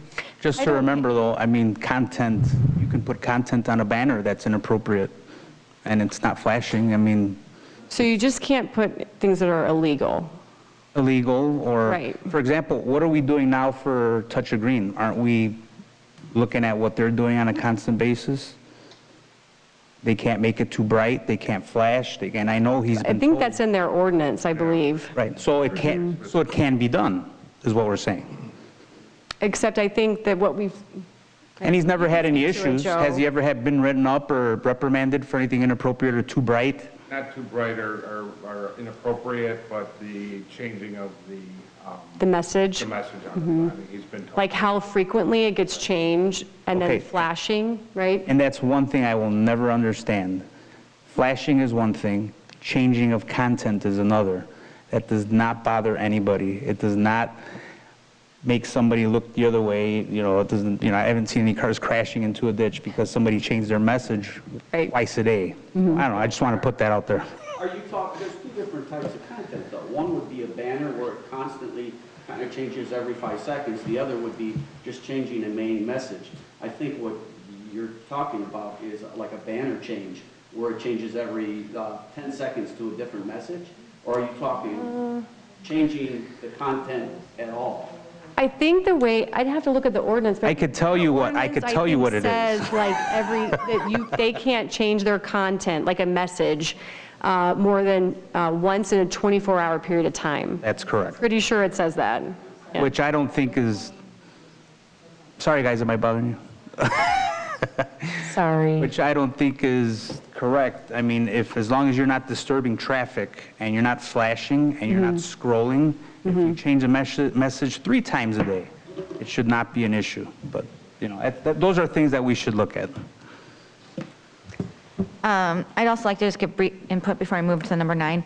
I really am interested in how Lamont and New Lenox kind of come up with specific formulas. I know that doesn't make your job any easier, but Lamont and... Sorry, I'm looking at Lamont and New Lenox, their analysis of what they So they have a distance separation between each sign, which I don't love that right off the bat. I don't know how we would regulate that. I think that's difficult for me because that means that you allow for one and not for the other.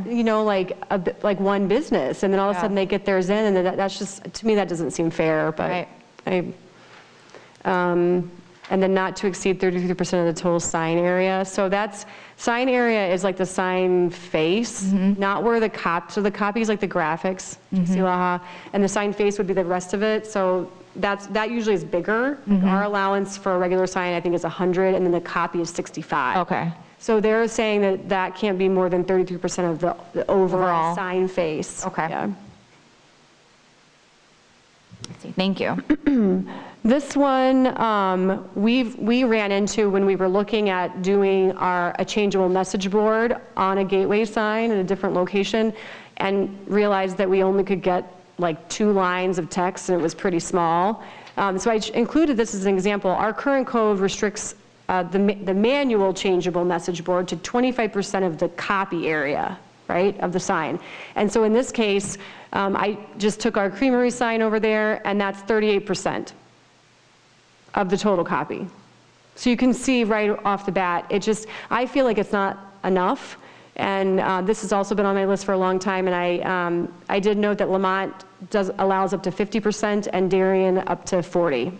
So, and actually Lamont's is even more because it's not the copy, it's 50% of the total sign area, so that's actually even more allowable. So this one I think we should increase, and I think we should just be consistent with our peer communities, and that's would be my recommendation. So you would increase the changing message or the actual signage, the branding? So the percent. So right now, we're allowed to have only 25% of the total copy can be that changeable message. So I would say we would increase that percentage amount to at least probably 40 at a minimum. I mean, I think this is kind of a small changeable message board, quite frankly, on this sign, and it's almost 40%. So. I agree. Any other comments? I agree. Is everybody doing okay? We're good? All right. Hopefully the sign ones will go pretty fast because we've been through these before just recently. So this is allowing a canopy sign, like a full size. So right now our canopy signage allows only on the face and only 20% of that area, which is pretty small. We have found in actual execution of the code. So like the library's current signage would not meet code. Would be prohibited by the code, actually, because we can't even put the signs on top of the canopies. So I think at the last meeting when we looked at, or the meeting with the Megaplex sign, I think there was not a lot of concern from the board, and so when I was doing these updates, I just decided to put these things on there because I felt like I really don't want to go down the path where we're just issuing variances all the time, and so if we're interested in this, we should just make it so. I think this is nice, to be honest, and like you said, why issue variances every 5 seconds if you could just make this something that's acceptable? Mm-hmm. I think it looks pretty chic, to be honest, especially on a library, it gets your attention. Don't know what anybody else feels. Yeah. The one thing I would clarify is that I would just want your feedback on whether or not you think that we should allow like a full-size wall sign, because what we would do is max it out to its allowable copy in addition to like a canopy in addition to a wall sign, or is this one going to be in lieu of that wall sign on the elevation? And I think that's a big question because it'll be a lot of signage. They'll both be very big on the same elevation of a building. So I think if we go this direction, we change the code, then I would just like to clarify that in the code so that it's pretty clear to our businesses what they can do. I also think if we're going to visit this, that we should be looking, because when you look at the peer community analysis, they're talking about illuminated. So we should decide if we would consider having illuminated in there or not.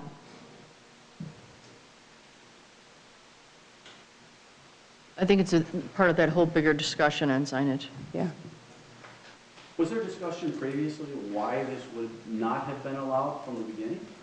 No, we didn't have a lot of allowances for this type of signage in the old code anyways, and in fact, we added awning signage and canopy signage, and all of it was in addition to wall signage, and I think Jamie and I thought it was kind of allowable, and I think in execution of the code, what we find sometimes is there's things that we've missed, and ways that we can do things better, so. Yeah, I agree, I think that looks very nice. Me too. Gotham City. Yes, I agree.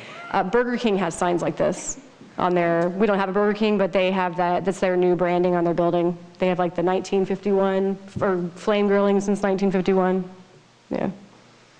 And it also adds, some individuality, not a cookie cutter. Everybody does their own thing. Everybody has their own identity, and I think that adds to it.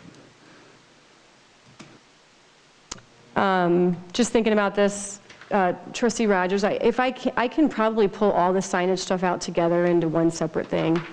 We can revisit it, maybe even at a different time. So the cloud signs, again, this was what the Megaplex got on theirs. I also included total looks so that you guys could see, this is an existing business, they have a cloud sign. And then I also showed you at the top what would also be considered a cloud sign. It's a little different than what you've seen so far. It's more of what we consider like a pan sign, but because it is cut out to the shape, it is technically considered a cloud sign. And then you can see the difference between the firehouse sub. The one on the right is actually considered, it's channel letters, but it's adhered to a background, so we consider it by our code a dimensional surface sign. That entire thing is counted for copy, not just the letters. So that one's a little bit different, but I just wanted to show you guys kind of the difference of what, like by allowing this and not really restricting, you could end up getting these signs versus this sign. I mean, I will tell you that the difference in price is probably significant. The one on the left being very affordable. The library sign is a cloud sign though, isn't it? Isn't that considered a cloud sign? The one slide back here? No, it's channel letters. I think that's channel letters, the one before. Channel letters, but it looks very close to being the same. Yeah, no, that's individual letters. Those are channel letters. Right. Mm-hmm.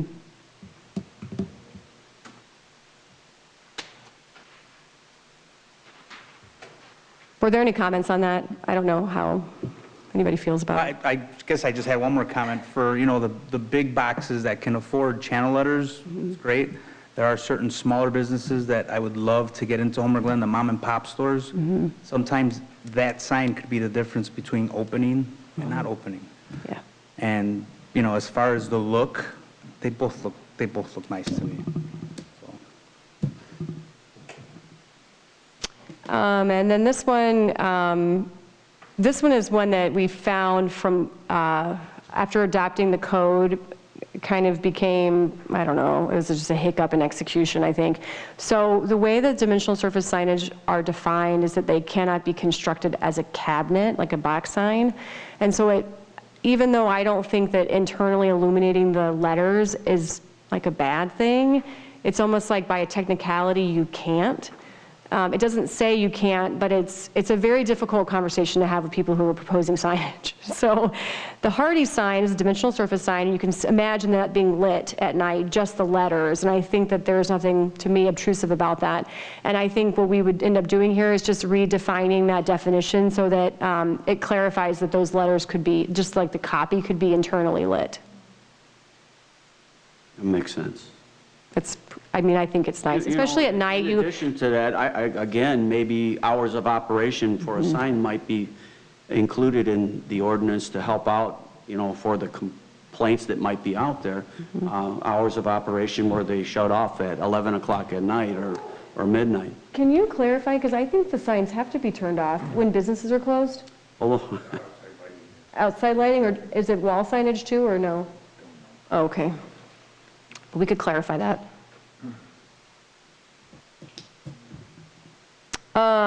So massage therapy. Currently, we allow this so currently it's a special use permit. And then when we take this to there's only been one since I've been here that was taken through, VJ took it through, and really the only thing that was presented at Plan Commission was a copy of the state license. And so I just started questioning why we're taking it through public hearing in the first place. And then through this process, I got to look at all of our surrounding communities that classify it typically as a personal service, which is typically permitted. And then they have different levels of licensing programs. Some of them just take the state license, some take state licenses and do background checks, some have a more robust program that's a lot like a liquor license where they do registration of employees and whatnot. So I would suggest that, I mean, I think that to be business friendly, we have a business that's been looking at adding massage therapy, Bella Body, and she's been waiting on her massage therapist to get her state license, and she has it now. She's probably going to come through for this because I think they're not going to wait for the code updates to go through. They'll probably just come in front of us for a special use permit. But I think to make it easier for businesses that if all we're doing is looking at a state license, that I think that we could do that as staff. But that's just a recommendation from me. Any comments? No? I'd say anything like this, do your due diligence and check everything. Okay. Clarifying cross-access requirements. So when we do new developments, we require, in some instances, not all, but we do try to create connectivity between our businesses to keep traffic off of major arterials, right? Being able to maneuver between businesses is really important for economics, for traffic, for many reasons. And so we recently just clarified that this was required for commercial developments in the code, but in our code when we wrote it, we added that we would require a cross-access agreement. And one thing that in my tenure have seen is that it's very difficult to get these agreements in place. Not all the time, but oftentimes, especially if you have like a vacant property next door and that property owner is not interested in coming to play the table or signing the agreement at that time, that they want money for their property. You know, they want money to sign that agreement, and it really can become a roadblock to a project moving forward. And so we've been thinking in the office about how to do this and what to put in the code, and I have spoken with someone in your office, it wasn't, maybe Dave Silverman gave us some recommendations on this. So my thoughts on this are that we treat it a lot like a residential stub street. It's not public, but it would be a stub. We would ask them to build it and then grant the easements, which is pretty typical. Blueberry Hill did this as well. And what I would like to do is work on being able to give businesses and developers guidance on what that language is, because I think one thing that's an issue is having that easement in place and having that stub built. And then having concerns about that adjacent property owner having access to that property basically before the time when that connection is made. So I think there's a way, David said that there's probably ways, there's always ways you can kind of put legalese in there to protect it or make it almost like it's dormant until such time as that those two connect or whatever. And then I think when that happens, then both of them will have a reason to put that agreement in place. And I don't know what all that language should be, but I'm sure that we can work on, I don't know if we necessarily have to write that, but I think it would be helpful for us as staff to be able to guide people in what they... We did one for Blueberry Hill when it was first. You did? It has come up, so we can talk about that later. Very contentious. Yep. It is hard because I do know that there's a key parcel in Homer Glen that has sat vacant and shouldn't be vacant. It should be developed on. It's on it has great traffic counts and everything. It cannot get the cross easement access from the neighbor because they want a lot of money. A lot of money. Yep. So the property is just sitting there vacant because they're not going to give it to them without giving them just an unrealistic amount of money. Yeah.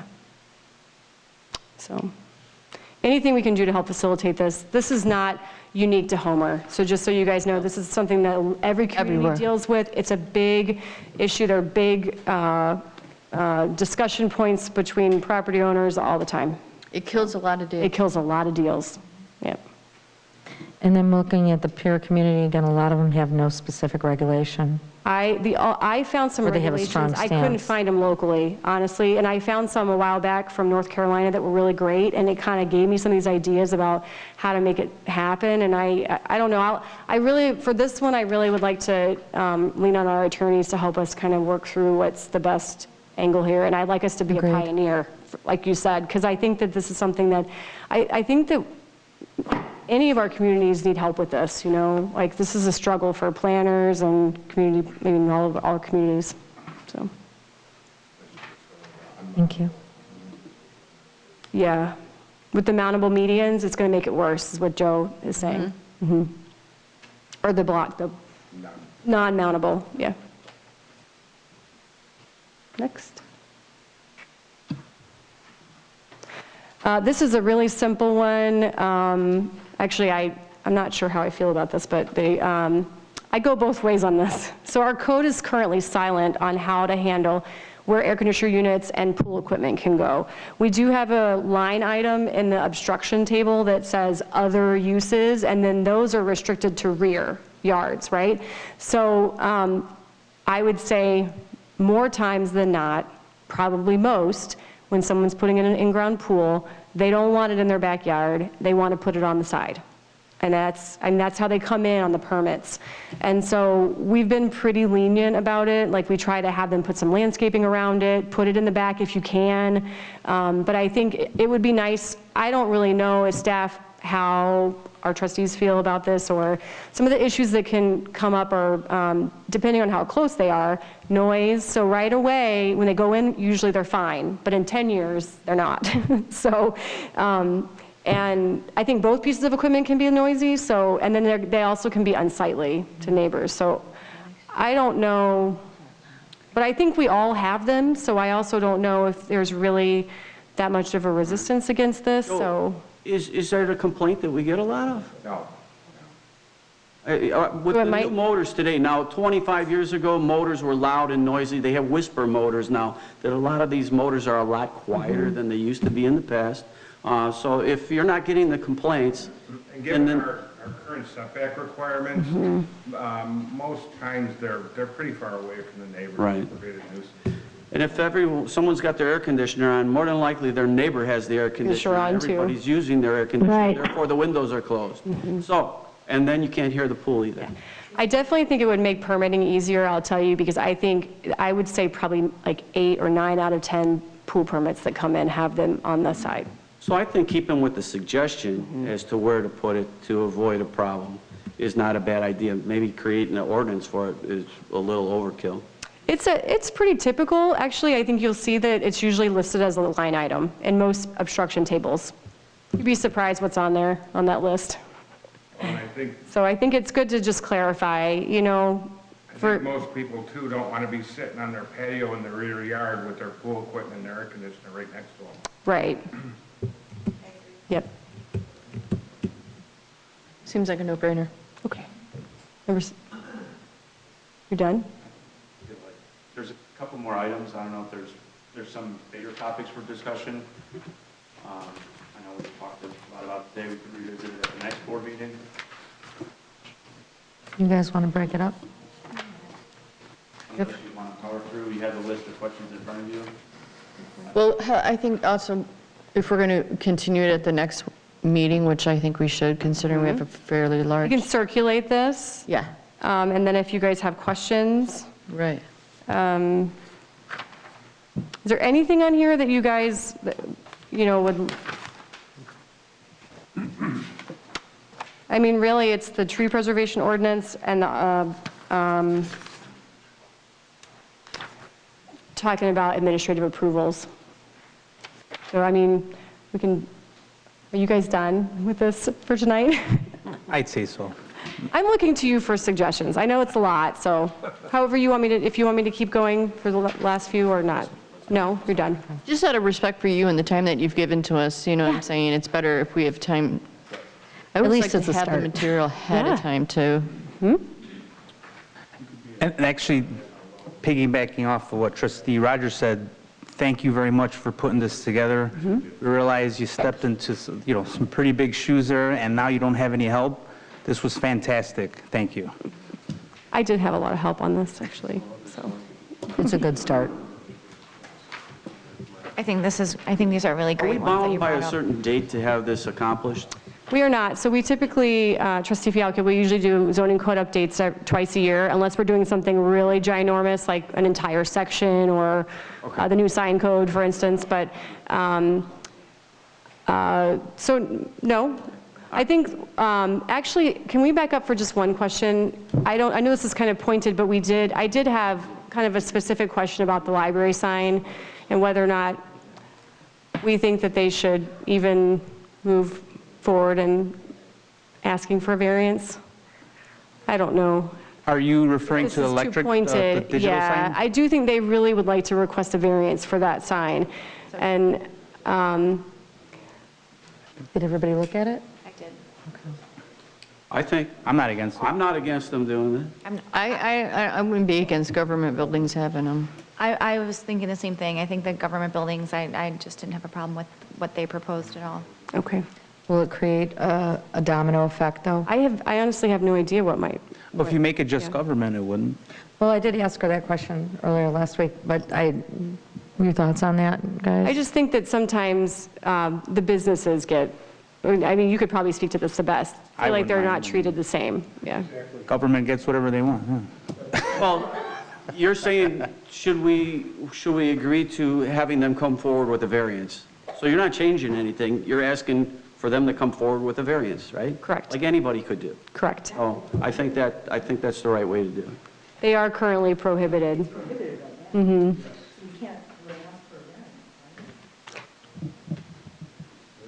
Because it's technically prohibited by code, What is prohibited? electronic message center boards. Are they restricted to, they can't ask for variance? It's prohibited, specifically prohibited? Well, our code actually, even if it doesn't say that, it says somewhere in the code that if it's silent, that if it's not listed, it's expressly prohibited, is what it says. Generally, a variance deals with A deviation from the code. deviation from your requirements for bulk regulations. That's generally what a variance is, a zoning variance. Mhm. You're talking about allowing a use that is So it would be a not- use that is variance prohibited. almost, a use allowance is like, but which is not typically something that we would take forward. If the use is specifically prohibited, you can't get a variance. For- They had to work with prohibited, there were children in the village at the time. If they got broken, they could not replace it with anything else. So Done. It was touchscreen and it was just in the car wash next door. When they did the 159th Street, the sign broke on the wash lift, and they went for more Jim has it, he just moved it, and he reversed the one back, and if it broke again, Mhm. for the last two boards, they didn't want them. They didn't want that. We have to wait for You this have to go You through. have to change the code. If you're going to consider something that's now prohibited, you Mhm. have to change your code to allow it in some fashion. No. It's not like granting a special use, Mhm. and you can't vary something that's not allowed. Well, I think, don't some communities, I mean, I traditionally don't support and was always kind of taught not to support use variances because it really erodes your code, but I do think some communities do engage in that practice, I think. I wouldn't go there with this particular subject. Right. It's not. So it's still up, You're going to have everyone coming in to want one. Correct. And that was the whole reason that they didn't want it. They didn't want to be like everybody else. And a lot of it is distraction, a lot of it is brightness. Mhm. You don't allow it. we're going to revisit the signage ordinance soon, right? I mean, it's up, so we'll discuss it then.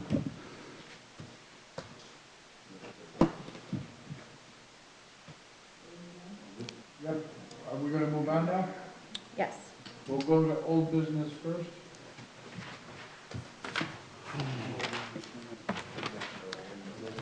I know. I know.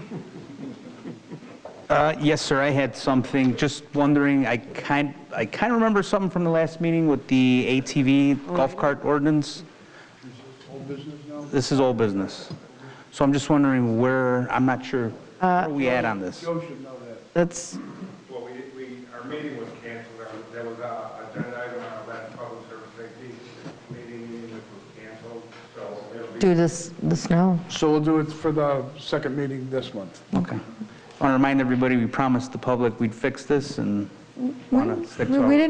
didn't forget you, it's just, we had a lot of snow. Okay. Things happen.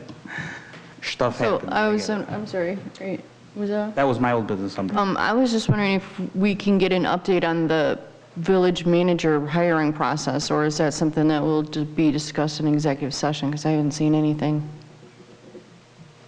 I'm hopeful that I'll be able to give you all a very comprehensive update, probably by the end of the month, by February 28th, which I'll provide probably a written report, but right now I'm in the process of going through the various resumes that have been presented and trying to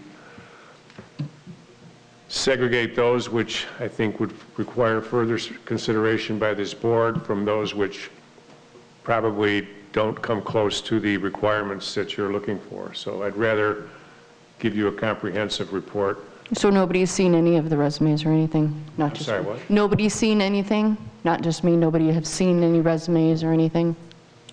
To my knowledge, no. Okay. That's all I have. Under old business, I have something to bring up, the flock cameras and their installation. Where are they at in that process? We just sent the executed contract over earlier this week. And the installs start when?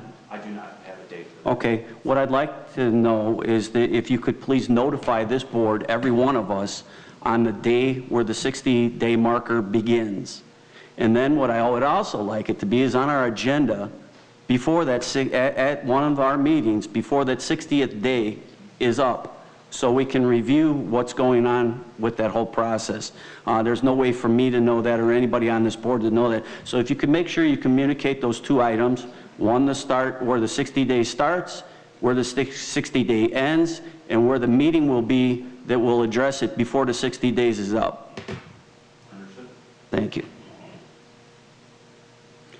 Okay, is there any new business? If not, I need a motion to go into executive session for probable and... Oh, I had one more thing. Go ahead. I'm sorry. Under you are on new business now, right? There were two things that I just want to put out there for us to maybe think about as a board. One, our village does not have a post office. Now, I'm unfamiliar with, maybe you guys have talked about it before, but I'm getting a lot of questions about possibly bringing in a post office.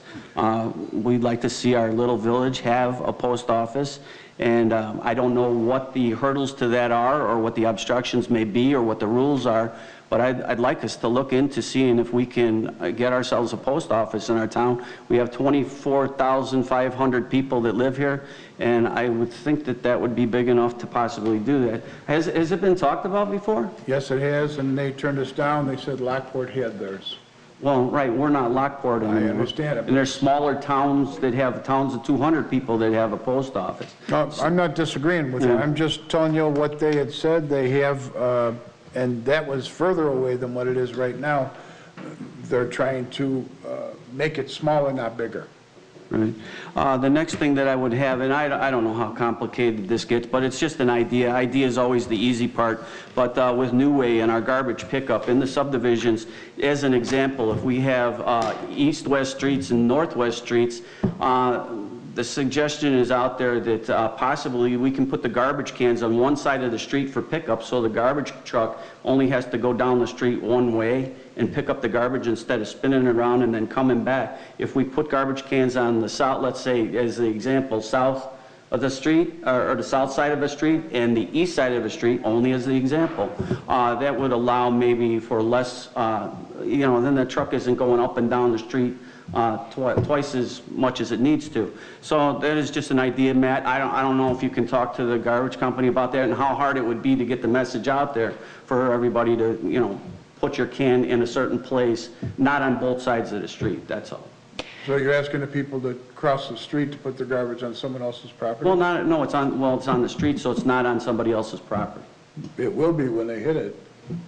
When they hit what? If they hit the garbage cans, you can't put them in the street. It's supposed to be on your edge of your driveway, so it is out of the way, so they can get over. I'm just saying, I don't see that anywhere. I see the right at the curb line, on the street, at the curb line, and it would just avoid having it's just, again, it's an idea that was presented, so I just like to throw that out there. I don't know if, Matt, you can ask them if that's even possible as an option.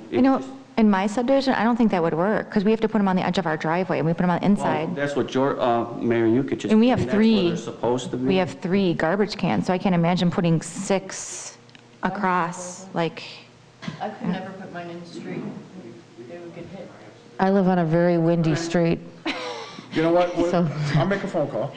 I can ask Frank and see if it is, but I honestly don't think it would work out, because like Nicole just got done saying, summertime you have the blue, you have the dark one for the recycles, and then you have the green one.